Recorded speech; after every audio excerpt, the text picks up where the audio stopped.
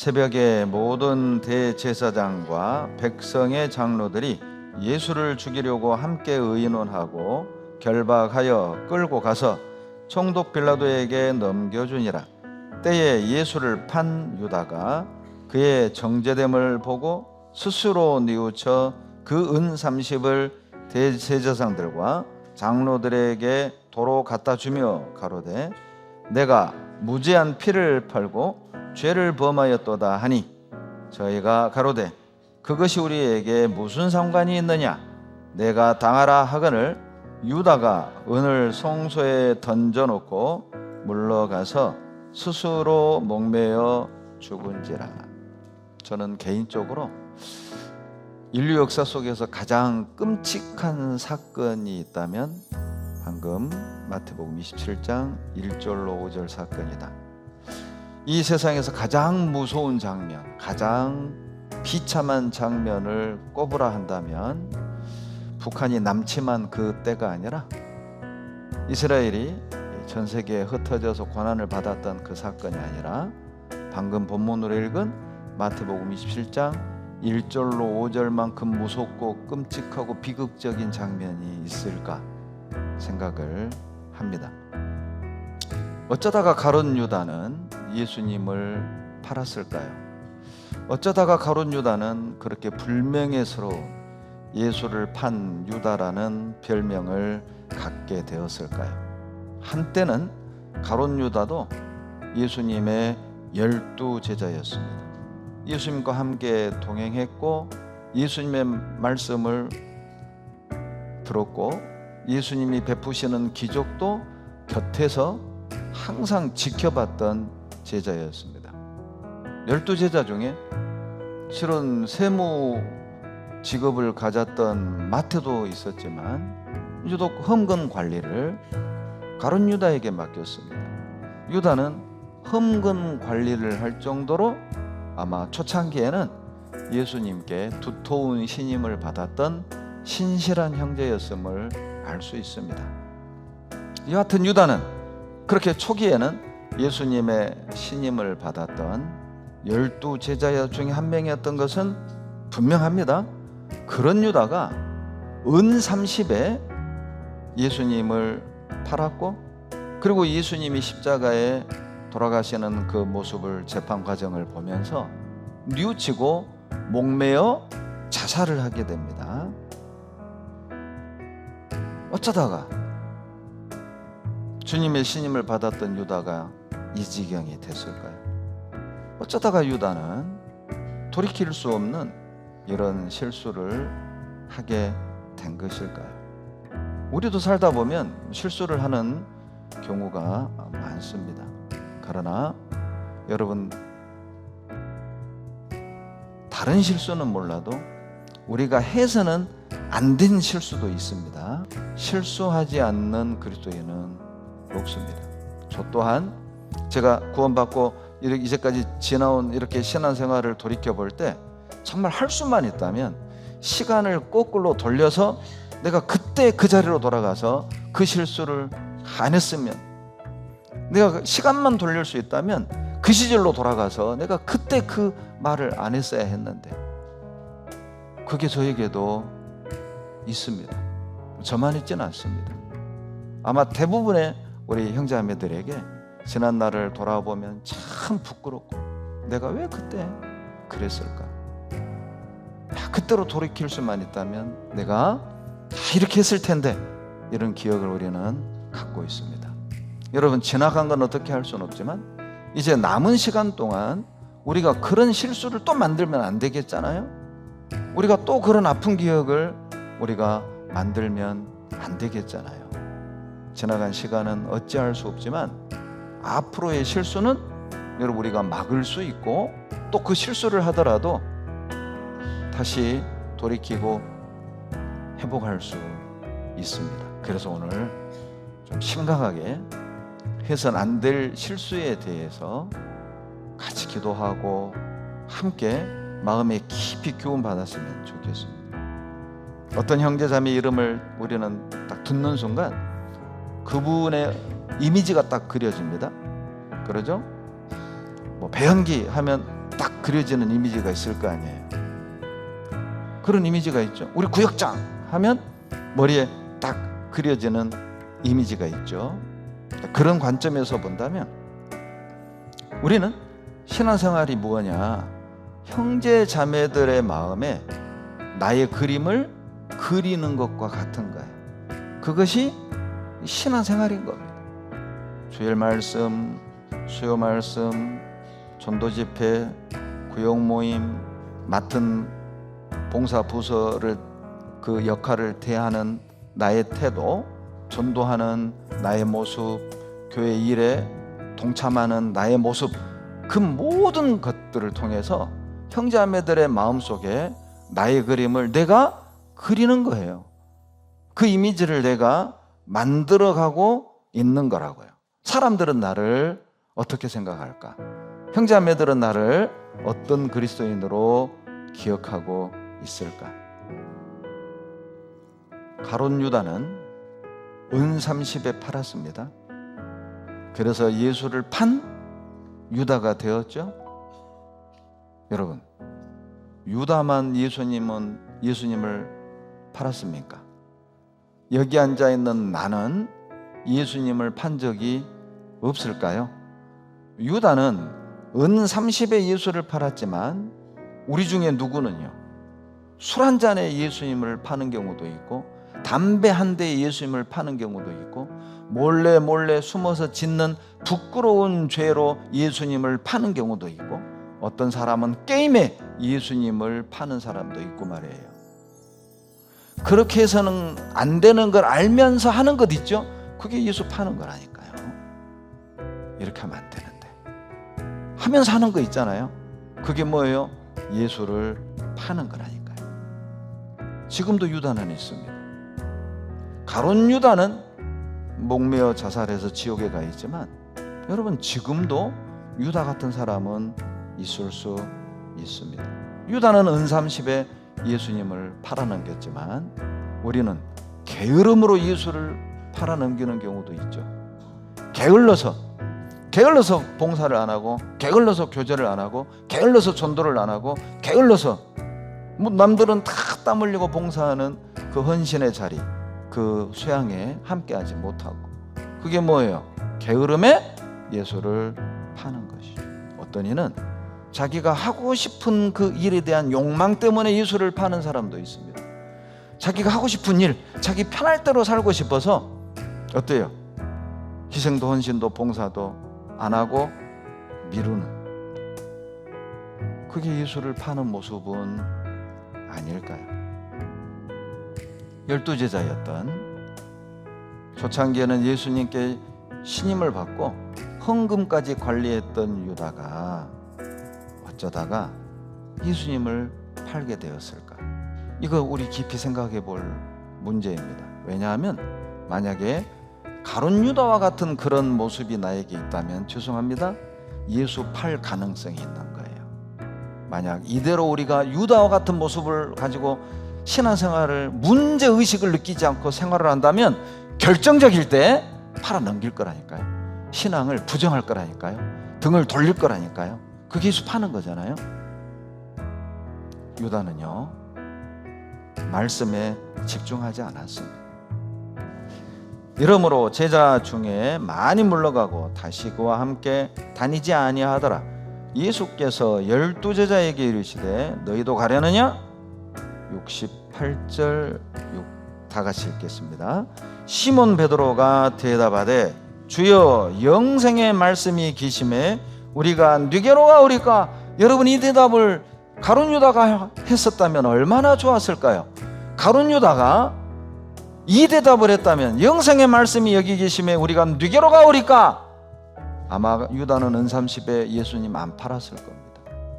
이 장면은 예수님이 오병이어의 기적을 베푸신 후 내 살을 먹고 내 피를 마셔야만 영생을 얻는다, 예수님이 십자가에 죽으시고 부활하심으로 말미암아 우리에게 영원한 생명을 주실 것을 말씀을 하자 사람들이요, 아이고 어렵네, 우리 보고 자기 잡아먹으란 말인가? 누가 이 말씀을 이해할 수 있느냐? 다 떠나버렸어요. 떡 주고 고기 줄 때는 우르르 따르던 사람들이 영적인 설교, 복음에 관한 설교하니까 다 떠나는 거예요. 지금 한국교회 모습이 어떻습니까? 가끔 그런 분들을 봅니다. 이 교회는 심심하다고. 왜냐하면 우리가 이렇게 격렬하게 찬양을 안 하거든요. 앉았다 일어섰다 하는 예식 절차가 없거든요. 그리고 우리는 그러할 시간에 실은 말씀을 1시간 반 정도 강론을 합니다. 그러니까 다 좋은데 말씀이 너무 길다고 이런 얘기도 듣고 2번 다시 안 오는 분도 계시고요. 우리도 그럴 수 있다니까요. 이 시절의 사람들처럼 자기 어떤 육신의 욕구를 채워줄 때는 주님을 따르다가 구원의 말씀을 하니까, 영적인 말씀 하니까 아이고 어렵다, 재미없다, 다 떠났어요. 여러분은 왜 이 자리에 앉아 계십니까? 무엇을 얻으려고 이 자리에 앉아 있는 것입니까? 무엇을 바라고 여기에 와 계신 겁니까? 도대체 주님께 원하는 게 뭡니까?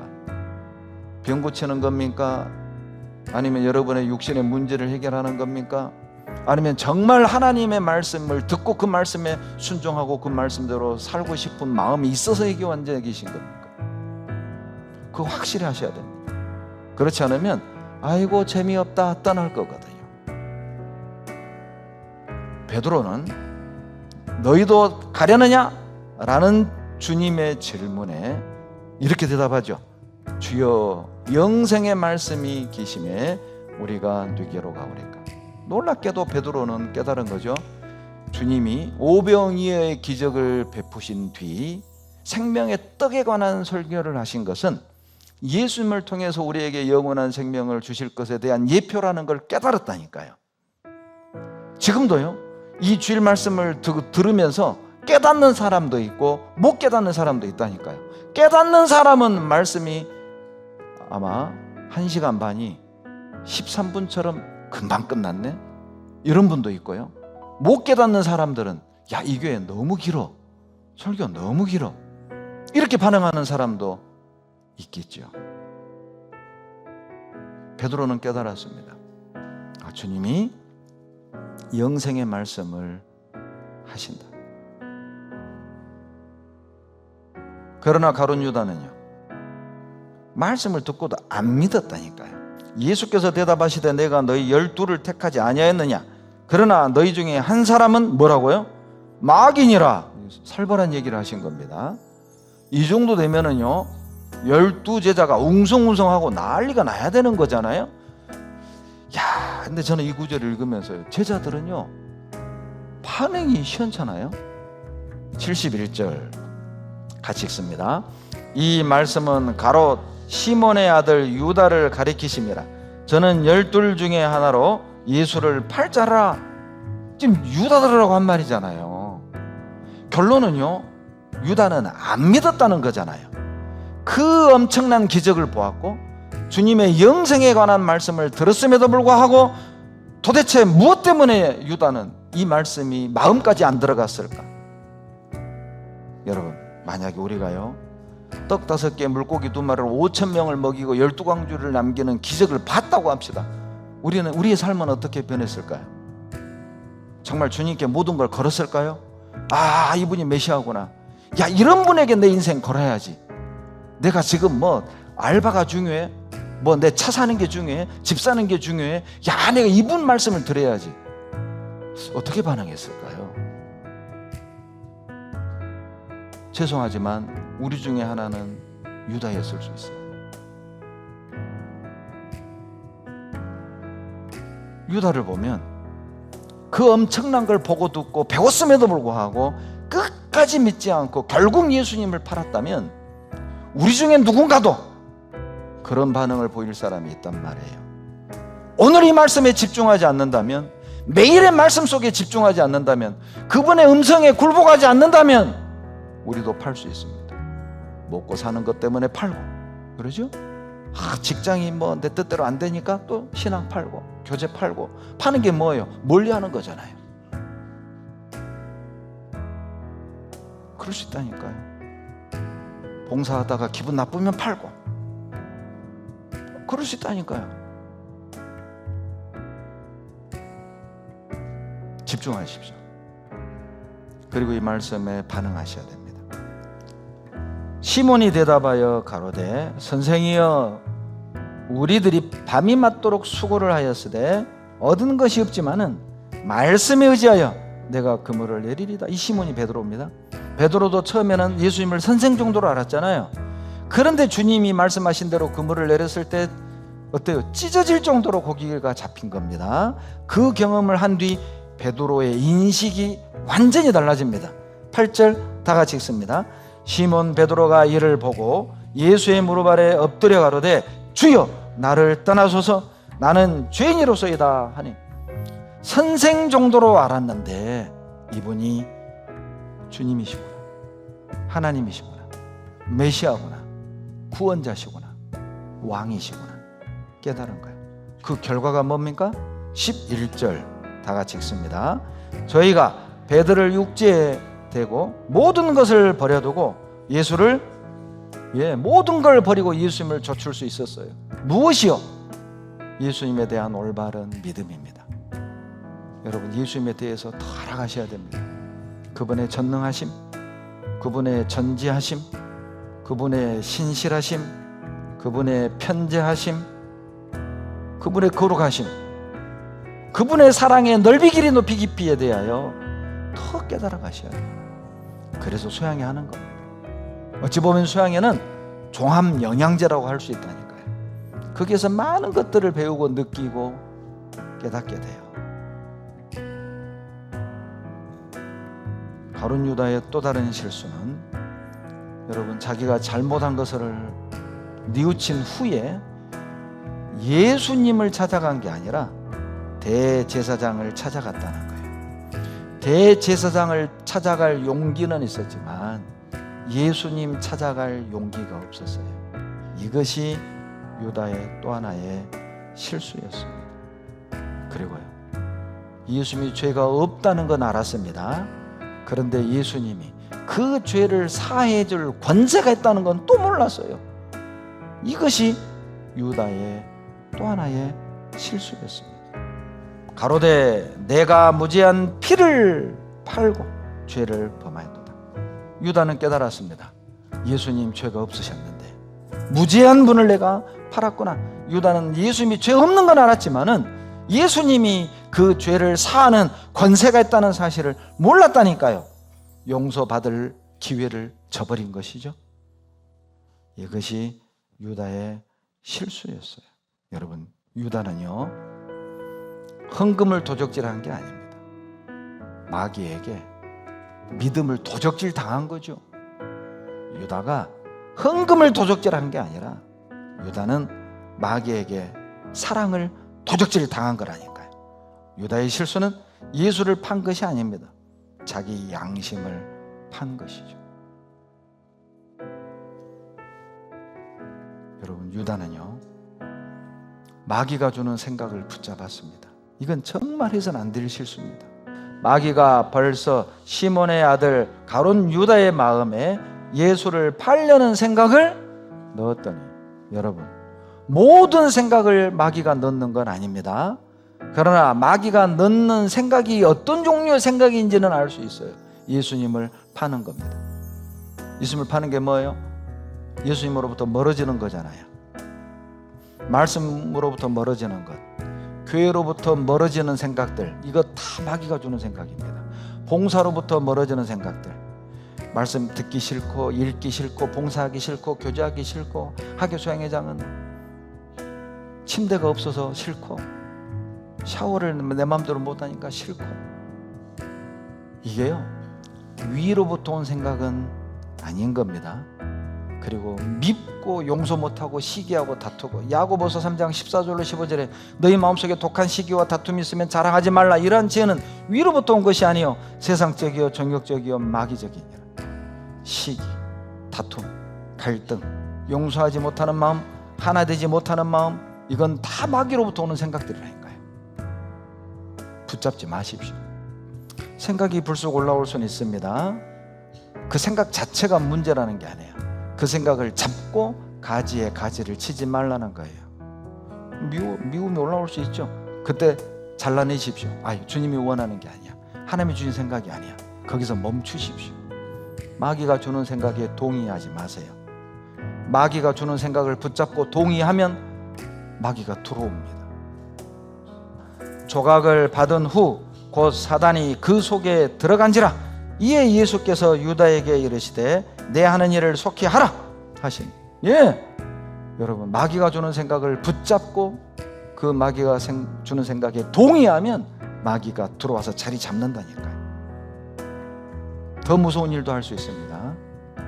교회 가기 싫은 생각, 교제 가기 싫은 생각, 봉사하기 싫은 생각, 희생하기 싫은 생각, 전도하기 싫은 생각, 하나님이 주신 생각 절대 아닙니다. 그러니 그 생각 거기서 멈추세요. 기억하십시오. 마귀는 유다가 좋아하는 돈을 줬습니다. 그리고 마귀는요, 마귀가 좋아하는 것을 유다로부터 뺏었어요. 생명입니다. 유다는 예수님을 판 게 아니에요.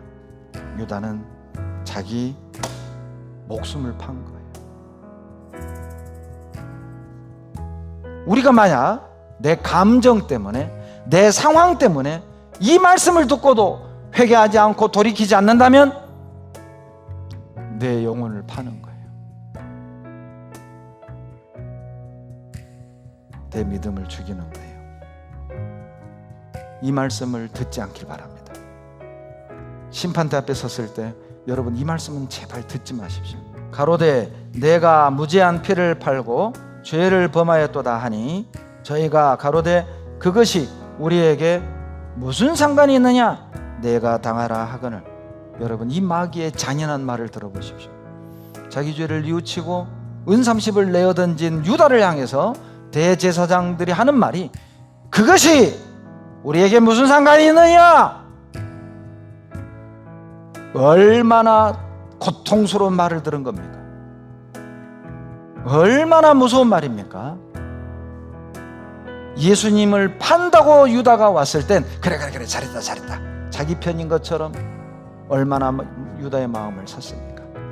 우리가 은삼십 줄게, 잘 생각했다, 너 이걸로 집도 사고 너 평생 먹고 살 수 있어, 아주 잘했다, 너 예수 3년 반 따라다녀 봤잖아, 뭐가 생겼냐, 잘했다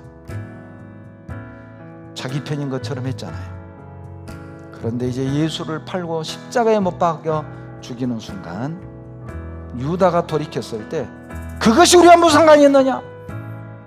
하나님의 심판대 앞에 섰을 때 실컷 마귀에게 이용당하고 하나님, 내가 그러고 싶어서 그런 게 아니었습니다. 마귀는 말할 겁니다. 그것이 나와 무슨 상관이 있느냐. 너가 선택한 거잖아, 너가 결정한 거잖아. 무서운 얘기 아닙니까? 잔인한 얘기 아닙니까? 마귀가 마지막에 하는 말입니다. 우리가 모든 것을 잃어버리고 기회를 잃어버리고 돌이킬 기회를 잃어버리고 새롭게 시작할 기회를 잃어버리고 신앙을 자포자기했을 때 마귀는 속삭입니다. 이것이 나와 무슨 상관이 있느냐. 너가 좋아서 그렇게 살았잖아, 너가 좋아서 그렇게 선택했잖아, 너 말씀 듣고도 변화되지 않았잖아, 용서 안 했잖아, 마음 바꾸지 않았잖아, 너의 책임이야. 마귀도 손 터는 날이 옵니다. 실컷 우리를 이용하고. 속지 마십시오. 제발 속지 마십시오.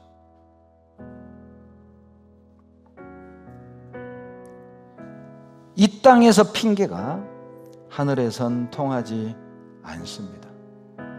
이 땅에선 핑계가 통할 수 있지만 하나님의 심판대 앞에서는 어떤 핑계도 통하지 않습니다. 이것이 나와 무슨 상관이 있느냐.